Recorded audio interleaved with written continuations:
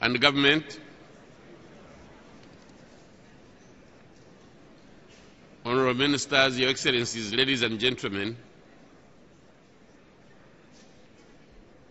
I want to extend a warm welcome to all of you to this plenary for Climate Summit 20. This is plenary 3.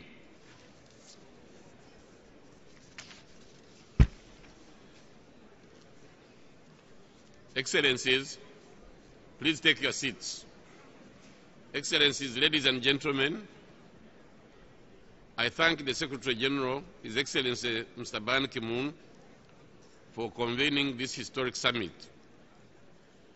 I welcome Member States' commitment and responding positively at the highest level to the call of the Secretary General. This attests to the urgency you attached to taking bold actions and measures to mitigate climate change and adapt its adverse impacts. Climate change is an urgent challenge and a potentially irreversible threat that affects livelihoods, limits development options, and efforts towards eradicating poverty and achieving sustainable development. We gather here today with two main objectives: to mobilize political will towards finalizing a meaningful universal climate change agreement in Paris in December 2015, and to generate ambitious actions on the ground that will increase resilience, cut greenhouse gas emissions, and propel the world towards a cleaner and greener economy. We are encouraged by the level of ambition being shown by Member States, the private sector, and civil society. Many deserve and diverse partnerships have been formed in the run-up to this summit. Now it is time to lead. We need transformational changes to limit global temperatures, which are rising to less than 2 degrees Celsius. We stand to benefit greatly from the climate action, both on adaptation and on mitigation. We also stand to reap the benefits and opportunities that acting on climate change can deliver and preserve hard-won development gains. It will provide many avenues for investment, job creation, and economic growth. Excellencies, the recently released fifth assessment report of Intergovernmental Panel on Climate Change confirms that there is no longer scientific argument about the fact that the planet is heating up. Climate change is adversely impacting food security, sea level rises, coastal erosion, and ocean acidification. The coming months will be decisive for the negotiations on climate change under the UN Framework Convention on Climate Change. It is essential to address the critical issues of means of implementation in terms of finances, technology transfer, and capacity building. In this context, increasing the flow of climate finance through the mobilization of the public and private finances and capitalization of the Green Climate Fund is crucial. This summit will inject much-needed political momentum to galvanize and catalyze climate change action. I'll keep this political momentum during the 69th session by convening a high-level event on climate change in June 2015, which will be the midpoint between the 20th Conference of Parties in Lima, Peru, and COP21 in Paris, France. As you each take to the podium, I urge you to demonstrate leadership by announcing what your country will do to usher in low-carbon climate resilience future. I thank you for your attention.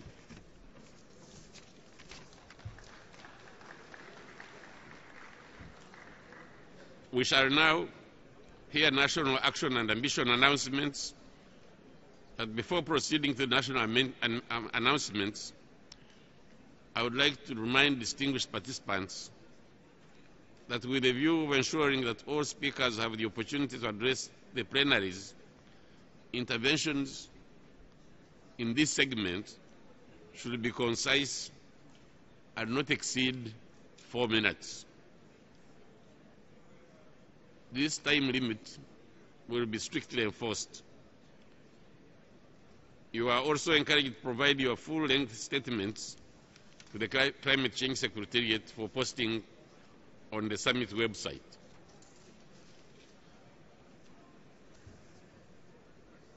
Excellencies, I have now the honor to invite and give the floor to His Excellency Eva Morales Ayam, President of the Plurinational State of Bolivia.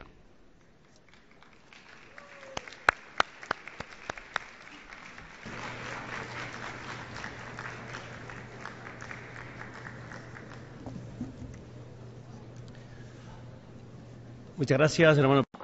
Thank you very much, Mr. President of the General Assembly. I would like to greet ministers, presidents, brothers and sisters, ambassadors, everyone. Greetings here this morning. I have the honor to make this statement on behalf of the G77 plus China. Sisters and brothers, climate change is one of the most serious global challenges of our times. We underscore the fact that developing countries continue to suffer the most from the adverse impacts of climate change. The increasing frequency and intensity of extreme weather events, and the impact of response measures, even though they are historically the least responsible countries for climate change. Accordingly, we call for developed countries to take the lead in responding to climate change. Climate change. De la planète en dessous de 2 degrés Celsius. Chacun connaît ces chiffres. Notre devoir, c'est de définir un modèle de développement pour les 30 prochaines années qui permettra à la fois de laisser l'accès aux biens pour les peuples du monde et en même temps de préserver la planète. Nous sommes conscients que c'est un défi considérable. Chacun a à l'esprit l'échec de Copenhague. Aujourd'hui, nous avons l'obligation de réussir. C'est la conférence de Paris de 2015 qui doit permettre d'aboutir à un accord global, un accord ambitieux qui puisse faire que nous atteignions ce qu'on appelle la neutralité carbone, c'est-à-dire un niveau d'émissions de gaz à effet de serre compatible avec les capacités d'absorption de la planète.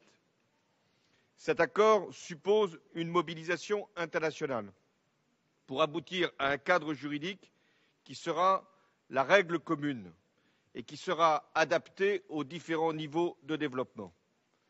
La présidence française, après la présidence péruvienne, et je salue ici le président Ayala, il est très important que nous puissions, nous, gagner cette bataille et faire qu'un accord puisse être trouvé. Le Parlement français, en ce moment même, discute en ce moment d'une loi sur la transition énergétique qui fixe les économies d'énergie à atteindre à l'horizon 2050, qui prévoit de réduire les émissions françaises de 40% et qui indique un objectif de 30% pour les énergies renouvelables. L'Europe également fait son devoir et elle adoptera un plan lors du Conseil européen de la fin du mois d'octobre. Mais je veux ici insister sur la responsabilité de la France, car nous devons non seulement montrer l'exemple, non seulement accueillir cette conférence, mais être capables de prendre les gestes et de faire les signes qui sont attendus d'un pays comme la France. C'est pourquoi le Fonds vert est pour nous une perspective tout à fait nouvelle qu'il convient de doter largement. Et la France contribuera à hauteur de 1 milliard de dollars sur les prochaines années à la contribution du Fonds vert.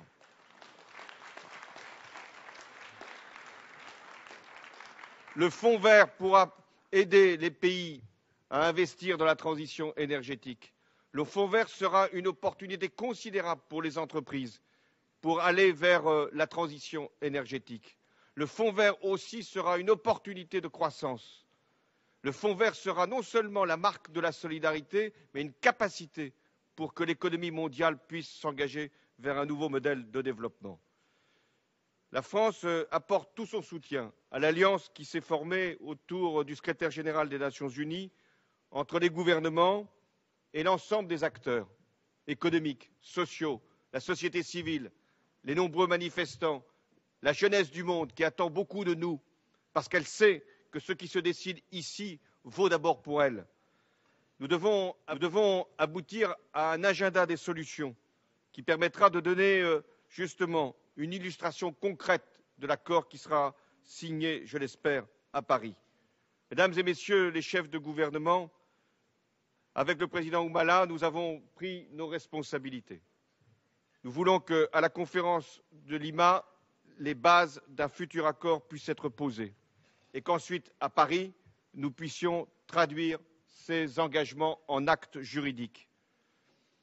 Si je voulais résumer mon propos, c'est une bataille contre le temps, pas simplement contre le climat qui pourrait dévaster la planète, non, le temps qui passe.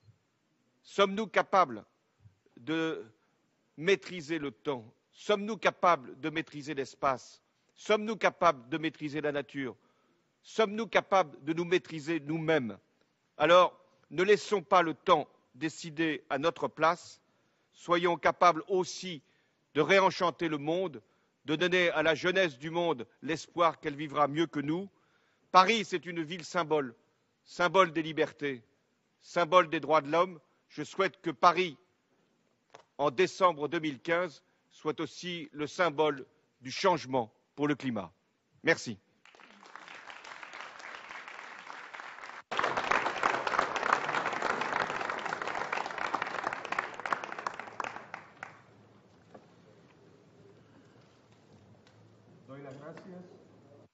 Doy las gracias al presidente de la República Francesa por su importante declaración. Antes de seguir adelante, quisiera informarles que el presidente Hollande y yo alternaremos en la presidencia de esta sesión.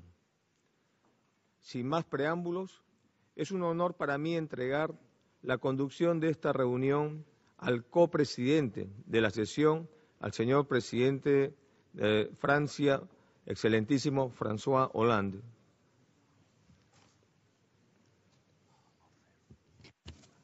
Mesdames et messieurs les chefs d'État et de gouvernement, mesdames, messieurs les ministres, à mon tour, je veux saluer le président Ollanta Humala Tasso et lui demander de prendre la parole, car c'est lui qui va organiser la prochaine conférence à Lima, et je sais qu'il y attache un grand prix pour permettre le succès à Paris en décembre 2015. Je donne la parole au président Humala.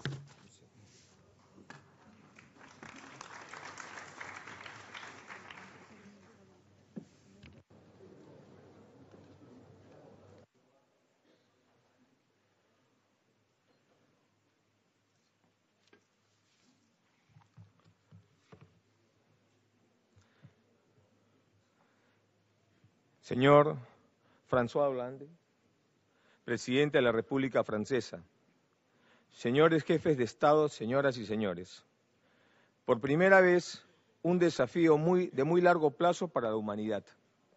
No puede ser más oportuna la convocatoria del secretario general Ban Ki-moon a los jefes de Estado y de Gobierno, así como a los líderes de la sociedad civil y del mundo empresarial, al movilizarnos juntos para adoptar acciones concretas frente a un tema global, cada vez más acuciante, el cambio climático.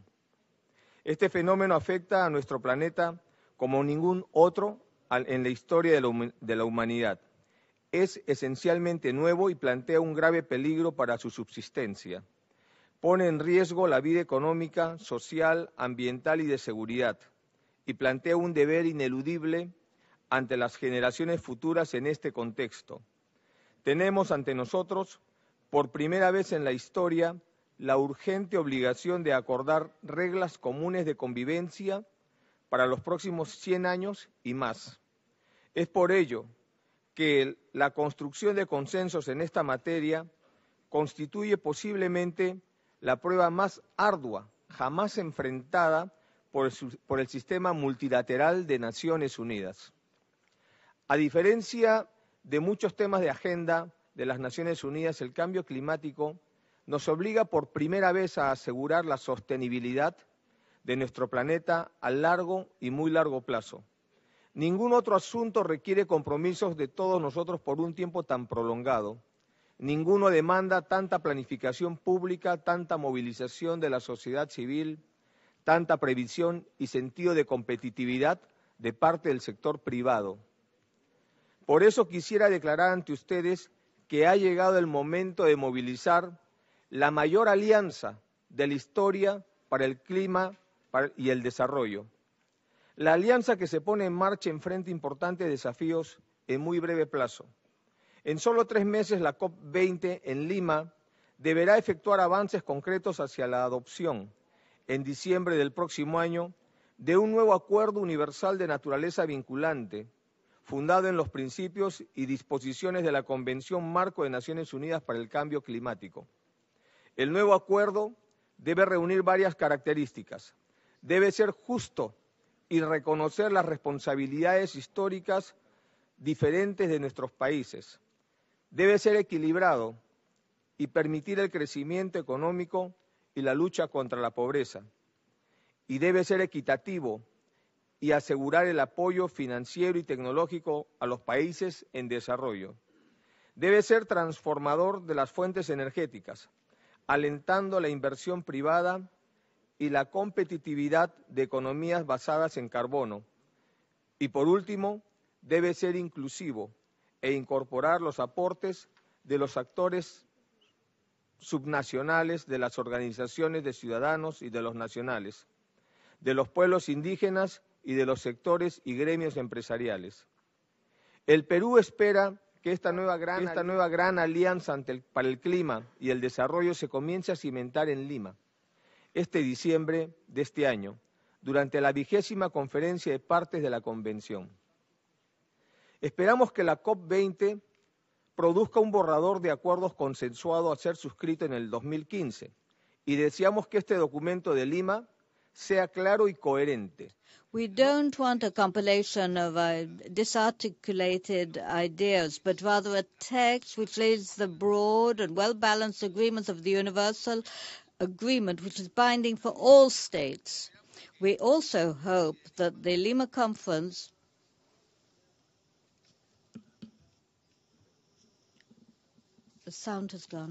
nacionales de cada país. Es hora de que todos asumamos compromisos. No sound for the English booth. También es hora de que los países desarrollados demuestren la responsabilidad mayor que les toca ante la crisis climática. Por eso, en el corto plazo, esperamos de ellos señales de liderazgo, que realicen, en especial que fijen metas más ambiciosas de mitigación, que realicen. We will make substantive agreements for the capital of the Green Fund for Climate that will ratify the Doha Agreement of the Protocol of Kyoto, a decision which Peru, in a responsible way, has taken decisions in recent time. The world is also waiting for signals from the developing countries, both from the largest as well as the smallest. The first have the greater capacity and can, therefore, assume national actions of mitigation, adaptation, and South-South cooperation. The second, in particular, the island states and the least developed countries, are the most vulnerable and require financial assistance and technological assistance as a priority. In all of this, it is urgent to implement effective policies for adaptations to allow for growth, resilience, and social inclusion. And I'm convinced that the adaptation to climate change is not only an obligation, but also an opportunity to transform the economies and societies and to make them more competitive and sustainable in the future. In many countries like mine, this opportunity is very acute. For instance, in the sustainable management of forests. For that reason, I'm pleased to announce Peru will agree to the New York Declaration on Forests, which will call attention to the importance of tropical forests and the enormous benefits for mankind, which includes environmental services, substantive capacity to ensure that carbon is captured, which will help the population in general. On the other hand, it is necessary that under the Convention for Climate Change that institutional contribution be made for the national adaptation plans of states which are increasingly affected by climate change. Distinguished heads of state and representatives, I'd like to announce that in accordance with what is dealt with in this negotiating phase, Peru is preparing its own national contribution of mitigation and adaptation. And I'd like to point some of the points which we are preparing. Peru designs its commitment for climate change with a national goal for sustainable development, with green growth, and which is competitive. We wish to articulate our economic growth with social inclusion, taking advantage of our resources in a sustainable way and energy efficiency, contributing to the global effort to reduce greenhouse gases. We are giving priority to action in the sectors which will allow us to attain these objectives and which will have substantial benefits. In this respect, Peru is working on an initiative aimed at controlling deforestation and illegal cutting. We have also made significant progress in the struggle against illegal mining and the control of illicit crops, both criminal activities which damage the forests and in the contribution of adequate facilities to ensure solid waste is got rid of, controlling methane. Our energy policy is more balanced with the introduction of natural gas and industry in the homes and in industry and the development of new installations for the generation of hydraulic energy. In terms of our national strategy for climate change, Peru of the future will be adapted to the adverse effect of climate change and will also have taken advantage of the opportunities of this condition, laying the basis for sustainable development and low carbon. At COP20, we will report our progress with regard to the emissions of the biennial report, which will be agreed upon in Paris, and we will prepare our third social communique. National contribution of Peru must also consider the cost made by the consequences of climate change. The phenomenon of Niño caused $3 billion and involved the loss of 22% of the surface, and this represents 10% of the loss of the water stock. If we don't take action, Peru will lose 5% of its GDP annually by 2030 and 20% by 2050. These are costs which we could be used for social inclusion and to fight against poverty. Therefore, we have to act immediately. Ladies and gentlemen, I wish to conclude by expressing the full support of Peru to the goals of this summit. I am impressed by the welcome that it has received, and I hope that during today, the heads of state of the world will announce new and significant actions of mitigation, adaptations, and means of implementation. I also trust that at this day we will implement various public and private coalitions to implement new productive means, low in carbon, before 2020. For that reason, I invite all of you to the Summit on Climate Change, which will be held in Lima in December. Thank you.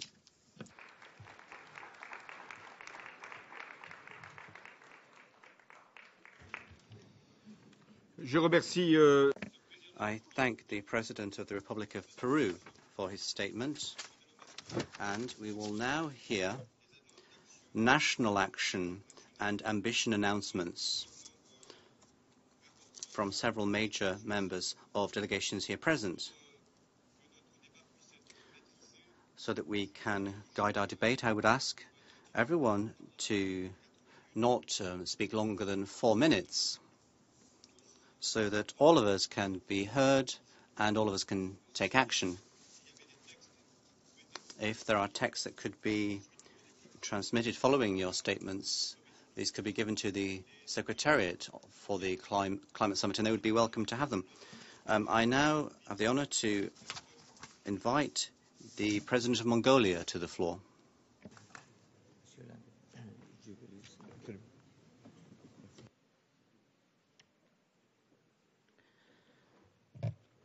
Mr. Chair, Excellencies, ladies and gentlemen, we are gathered here today to confirm anew our strong determination and political leadership in declaring specific actions to address climate challenges. No one country is immune to climate change. Even my country, Mongolia, which has an extraordinary friendly livelihood and tradition to live in harmony with nature, is suffering a lot because of climate change. The climate change issue is no longer a science fiction. It's no longer a science debate. The climate change has become a real-life issue. If you still have doubts whether climate change is happening or not, come to Mongolia. Ask herdsmen, is climate change happening? Our herdsmen will give you a true answer. They already told me it's happening and happening for real. Mr. Chair, yesterday I was at Columbia University at the roundtable on climate change. One expert on climate change said that if global warming exceeds 2 degrees Celsius, the disaster that may have happened once in a million years might happen every year. For example, can we afford 1,500 airplane crashes every day? Can we afford that? The super typhoon Haiyan happening every week in every country, can we afford that?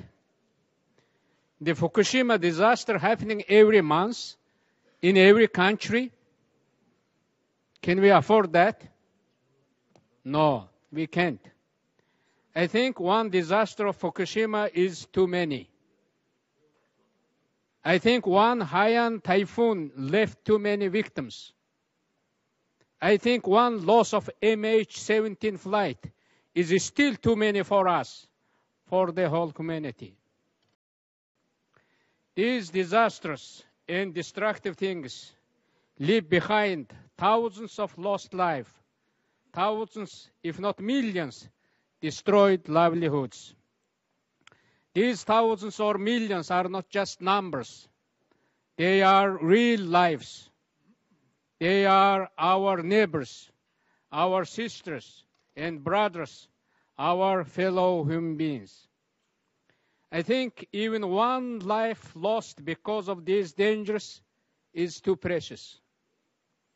Our Mother Earth, she has been living in peace and harmony for the last 11,000 years. At the end of these 11,000 years of her life, are we going to toss our Mother Earth? The Mother Earth is too precious, too young, and too beautiful to toss. Our planet is too unique. It's only one of its kind, as we know so far. Only one of its kind, as your mother, as my mother, as our mother. Can we afford to lose her? No, no way. This is unthinkable. A single report on global warming is too scary. How about hundreds of events, facts, or reports on climate change? We already have Enough of it. You think that climate change is too slow to be stopped? I think it is becoming too fast to be stopped, too disastrous to be afforded. I think our planet is becoming too dangerous to live.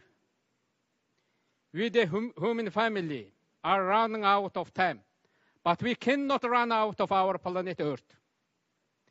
We have to save it. We have to act now. 2 days ago, the Secretary General of the UN marched in New York for a wake-up call for climate change. The newly elected peace envoy, Mr. Leonardo DiCaprio, the wolf of the Wall Street, cried out for a danger of climate change. Passion for science and love and respect for the environment have always been a big part of my life. Moreover, I belong to a generation that was inspired by an image, that photograph of a small, fragile blue planet taken by the pioneers of the space race.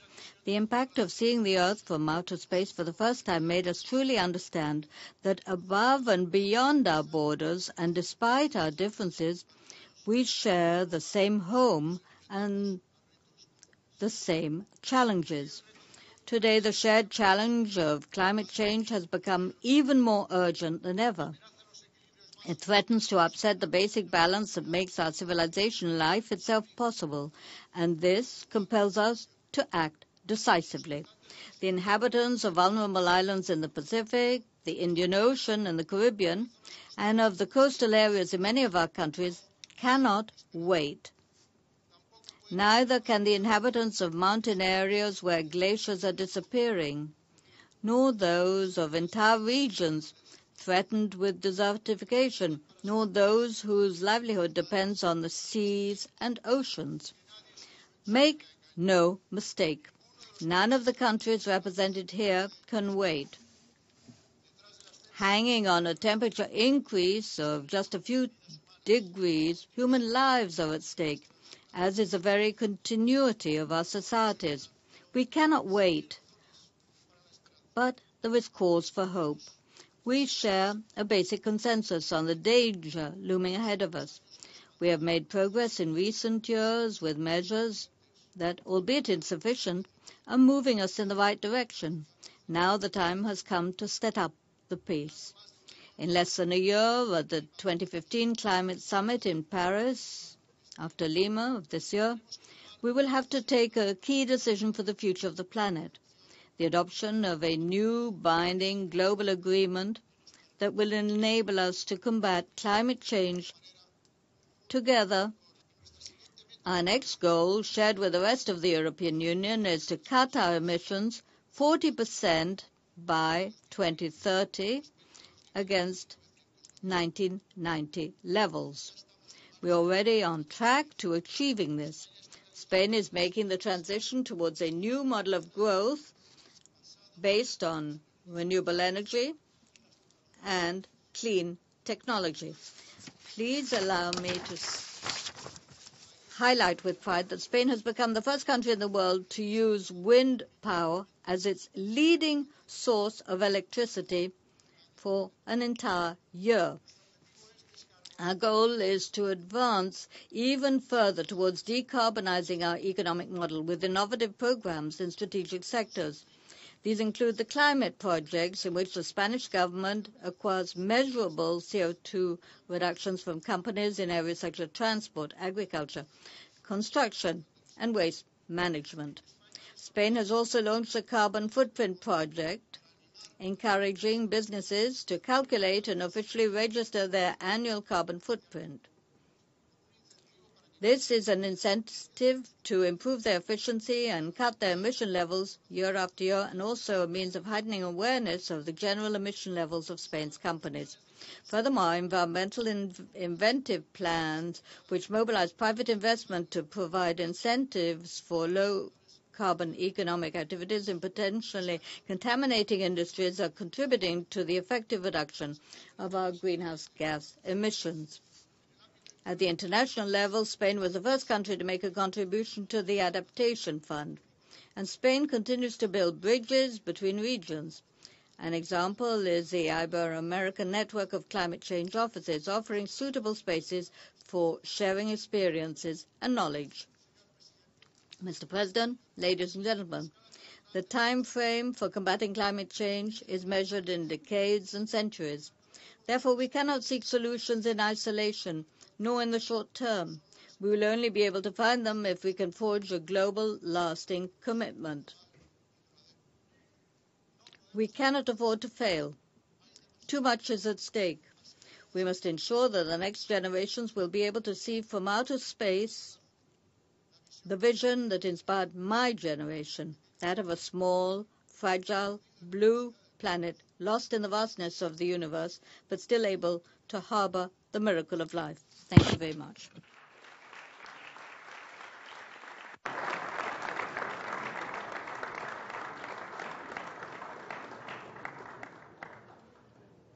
J'ai maintenant l'honneur d'inviter. I now have the honor to invite to the floor His Excellency President Nikolic of the Republic of Serbia.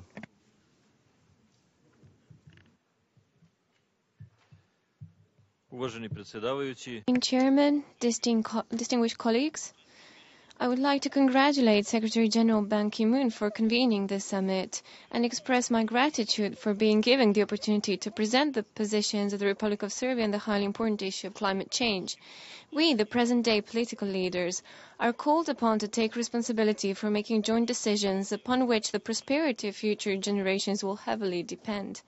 Serbia may be a small country yet, though through partner cooperation with others it can confront all challenges and address problems that overcome its capabilities. To address the question of global climate change, we need comprehensive action, both at the multilateral level, that is the level of the United Nations activities, and at regional level. Scientists are in agreement that global temperature in the 21st century will rise by several degrees centigrade. Extreme bad weather will become more frequent, and its frequency will depend upon the intensity of global warming. And to address this issue, Serbia is ready to make a contribution of its own, all the more so as it has been a victim of disastrous floods for months already. Some parts of my country receive precipitations equal to rainfalls that happen once in 1,000 years. Enormous damage, direct and indirect, has been caused to property, estimated at more than 1.5 billion euros. The most tragic of all is the loss of human lives. I take this opportunity to thank the representatives of states, governments, numerous organizations, associations and individuals that lend their helping hand to my country and my people selflessly in their hour of need, and in particular those that continue to provide, even after the calamity, their support to the enormous and expensive undertaking of removing the consequences and rebuilding. Distinguished colleagues, throughout the history of our planet, the climate affected the unceasing processes causing changes in continents, in the oceans, and the structure of flora and fauna. The surface of the Earth was changed by endogenous natural mechanisms as well as exogenous factors that are entirely outside human reach. Has climate changed, and is it still changing to the detriment of mankind? Are these changes man-made, and have they been brought about by technological advancement of our civilization? Did the same extreme happenstance occur in the past, and to what extent? What are we to do? How to fight? And is it possible to control nature in the way to fully protect ourselves from its whims? Science has offered a fair number of answers to many of these questions. Consensus has been reached in some explanations. However, views and scientific truths seem to be in contradiction to some others. Dear friends, consequences of climate change will further heighten the tension caused by the large gap already in evidence around the world. Doomsday scenarios in predicting the future restrict our choices. They affect most dramatically the most vulnerable ones, or those who are yet to restart industry and secure a better life to their people. The effect that developing countries exercise on global warming is insignificant, and they must be given the chance to develop, even if it means increased emission of deleterious gases. For development, not only moral reasons are relevant. The goal of us as politicians should be first and foremost to render support to research activities on the one hand, and to provide a concerted and coordinated response to climate change and extreme weather conditions on the other. Our basic and most important task is to adapt and prepare the government and society alike to address every possible scenario, including the worst case one. Serbia, by honoring relevant international documents, primarily the United Nations Framework Convention on Climate Change and the Kyoto Protocol, Serbia will continue to contribute through government agencies and research institutions to the activities of the United Nations and all other organizations within European and regional initiatives, especially with regard to climate monitoring. We have been and shall remain part of the joint team and an active participant in this undertaking in the hope that science will offer clear answers and incontrovertible evidence very soon, and that the policy will provide the best and fastest solutions. It is my hope that agreement on the adoption of a long-term disaster risk reduction framework with strong emphasis on forecasting will be reached at the upcoming 3rd United Nations World Conference on Disaster Risk Reduction in Japan in 2015. Ladies and gentlemen, we face two possibilities: do nothing, resign and agree to the situation, or take responsibility for changes and ensure progress of mankind. Serbia is for progress and it has no alternatives. Thank you.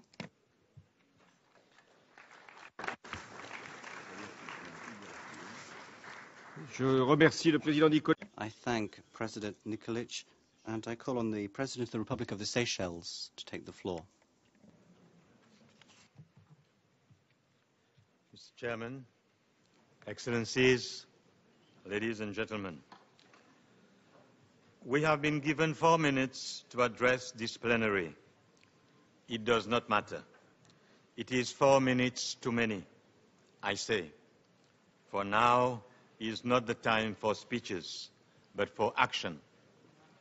We have heard it all, the well-crafted speeches, the promises and the exhortations.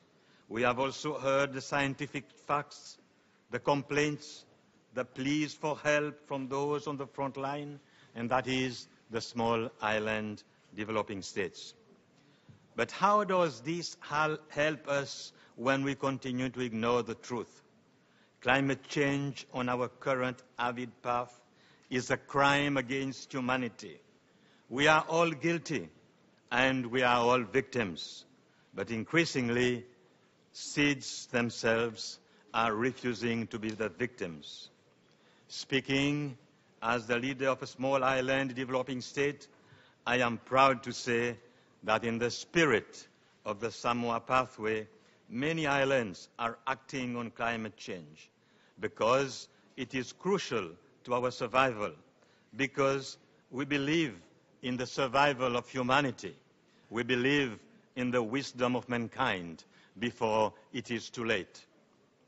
We want to take the lead, but we remain burdened by unsustainable debt levels. They challenged our ability to invest in building resilience against climate change. Seychelles is hoping to finalize innovative debt for adaptation swaps that allow us to create marine protected areas that build climate resilience while receiving debt reduction. We also call for more ownership by islands and coastal states of our blue economy, strengthening our ability to build resilience, sustainability, food security, and economic prosperity. We need to take into consideration a vulnerability index for seeds. Mr. Chairman, we must reach an agreement in Paris. Therefore, what is the way forward?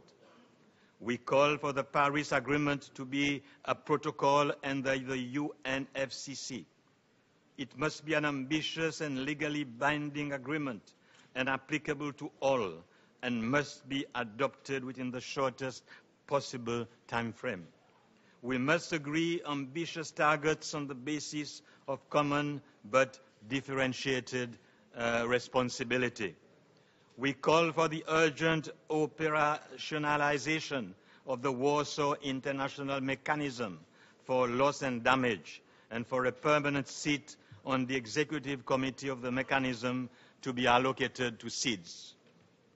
We must mobilize real adaptation funding for all countries, particularly taking into consideration the vulnerability of seeds. Monsieur le Président, Mr. President, finally, I make an urgent appeal to man's conscience coming from the ocean. A child addressed the United Nations recently. It was a cry of the heart which eloquently translates what we all feel as island states. And I quote him, "We are small, and for many, we don't count. I am an islander and proud to be one, because I would not like to live anywhere else." Our appeals are lost in the world while they question on their profits. Nobody's interested in us. We are left alone. Ladies and gentlemen, at this time of year of climate, let us not forget our children. Let us listen to them. Let us act resolutely, because their future is at stake. All our futures, the very survival of our planet. I thank you.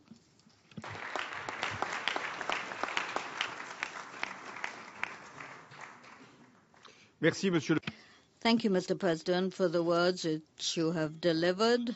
I now give the floor to the Prince Albert of Monaco. Mr.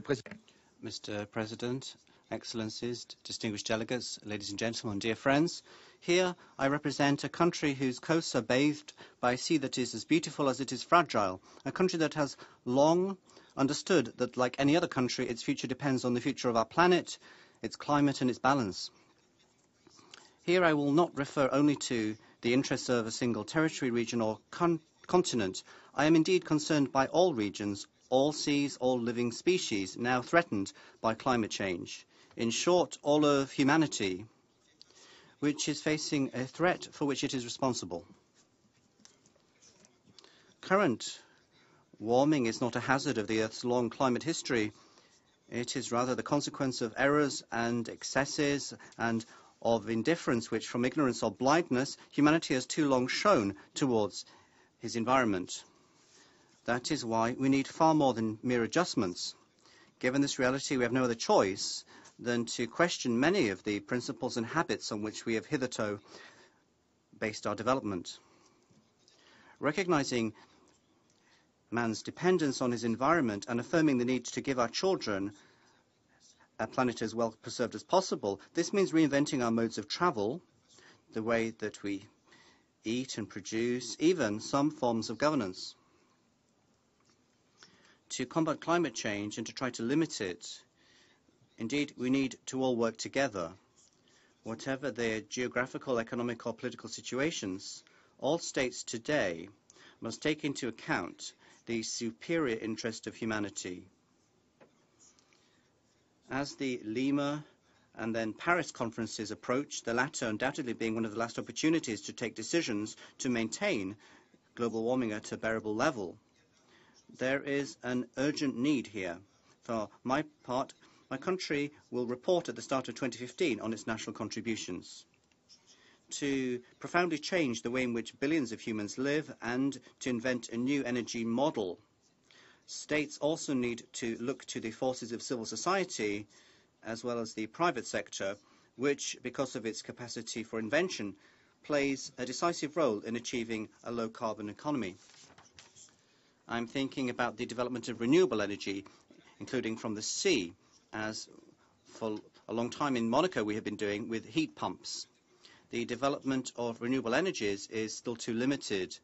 It therefore must be supported by decisive public policies. I'm also thinking about improvements to energy efficiencies, a theme for which my country has mobilized with private partners and has already achieved tangible results. By going beyond our particular interests, we will bring about the developments we need. This means agreeing to uphold clear commitments to meet greenhouse gas emission reductions. Monaco, which has kept its commitments under the first period of the Kyoto Protocol, continues to make sustained efforts to reduce its carbon emissions by 30% in 2020 compared with the level in 1990, and has established 2050 as a goal to reduce them by 80%. I know that many other countries have also made major commitments here, but these will be of little use if they remain isolated. That is why we must work together on this, sincerely and with unity, by contributing, for example, to the Green Climate Fund, which is what the Principality of Monaco will do. Lastly, I would like to say a few words about the too often neglected issue, however, one which is directly related to climate change, that is the situation of our oceans.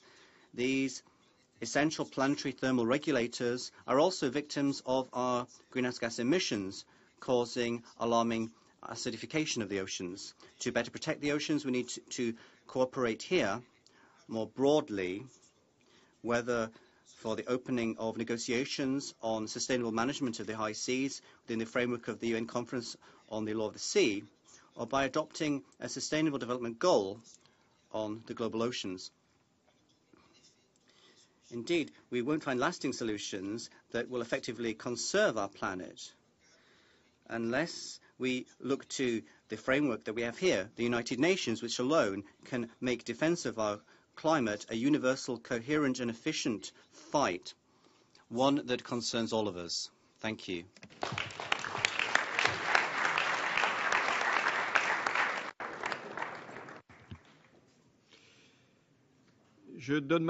I now give the floor to the President of Montenegro, Mr. Vujanovic.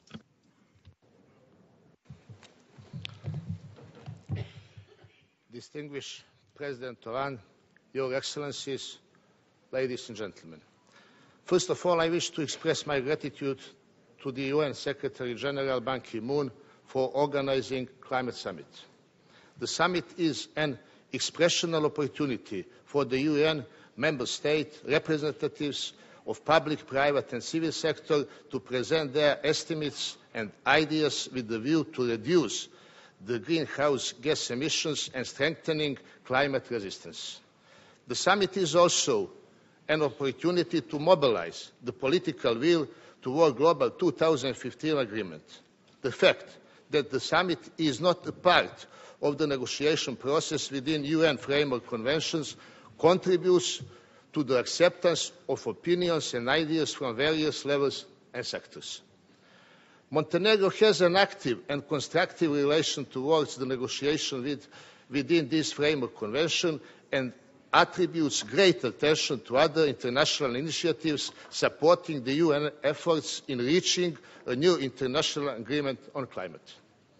The necessity for the agreement and importance of reaching and implementing it were reflected in the April report of Intergovernmental Panel on Climate Change. These estimates warn us and direct us towards strengthening of global efforts to reduce greenhouse gas emissions. Given the major differences in the level of development of countries and regions and their diverse contribution to GHG emissions, national governments observe this issue differently and in the context of other policies, such as the issue of energy security and the set of development policies in line with Millennium Development Goals. Therefore, it is necessary to change the position on energy consumption and foster relevant researches in the field of climate change and trends. The best approach to understanding response to climate changes is through the economic benefit from the implementation of green technologies, countries and regions that are committed to the implementation these technologies is accordance with the principles and sustainable development will have an opportunity to solve other problems such as unemployment, to eradicate poverty and build up a human-oriented society. We have understood this a long time ago in Montenegro. That is why we proclaimed in our constitutional the Montenegro is ecological state. In our national policies, we defined measures toward reduction of GHG emissions in accordance with policies of the European Union and the United Nations. In our development plans, we give priority to green investment capital. As a recognized tourism destination, Montenegro treats the elimination of environment pollution sources as development policy. Thereby, we contribute to the overall climate resistance in accordance with the size of the country and population. Montenegro strongly supports reaching of the International Legal Agreement on Climate 2015. We are certain that humanity can and must find the answer to human-induced climate changes, especially since the effect of implementation would strengthen the role of the UN and positively shape to global relations toward a more stable, human-oriented world. Your Excellencies, ladies and gentlemen, we must send a strong single message from this summit converting the necessity of reaching the agreement, and we must commit to working together on it in positive synergy. I expect that our today's gathering would bring us one step closer to greener, more climate resistance and more sustainable future of the Earth. Thank you for your attention.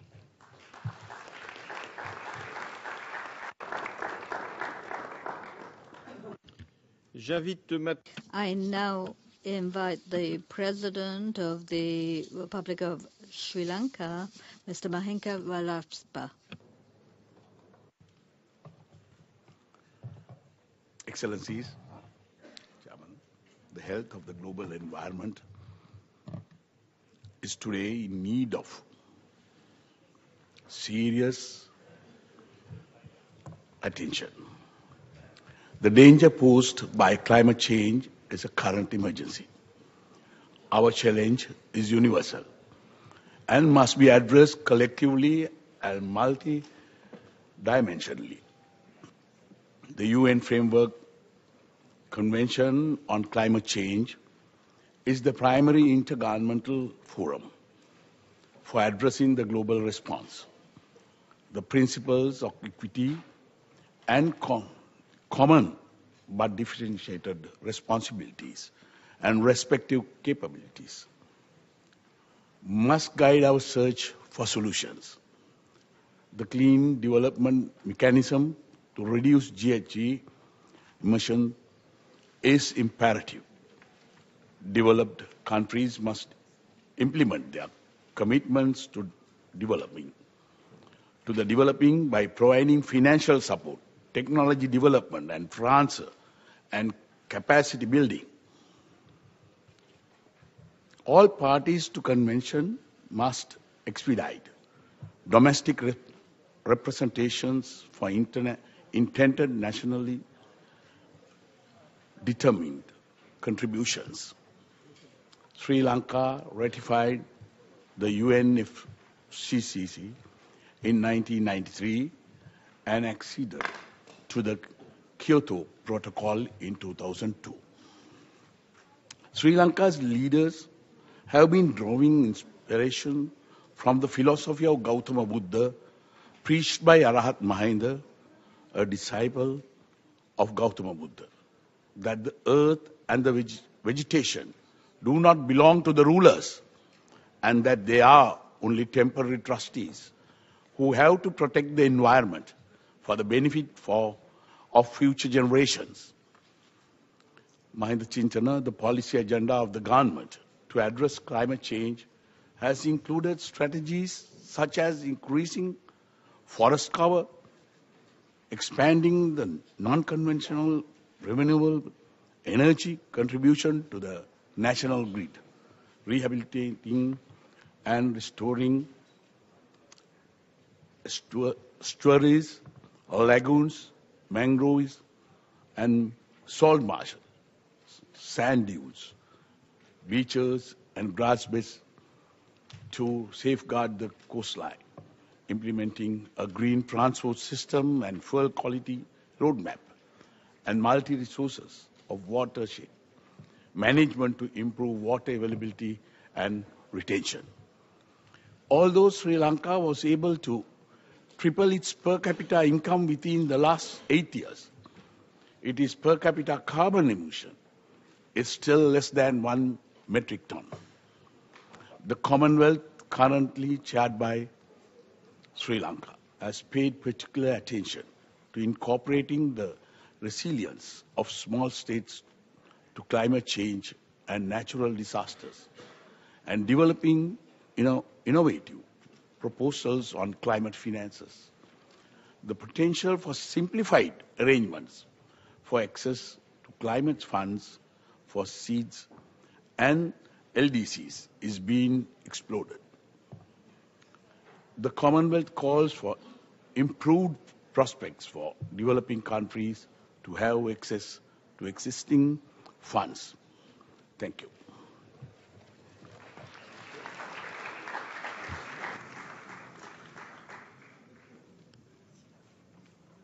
I now give the floor to the Regent of the Republic of San Marino, Mr. Beccari.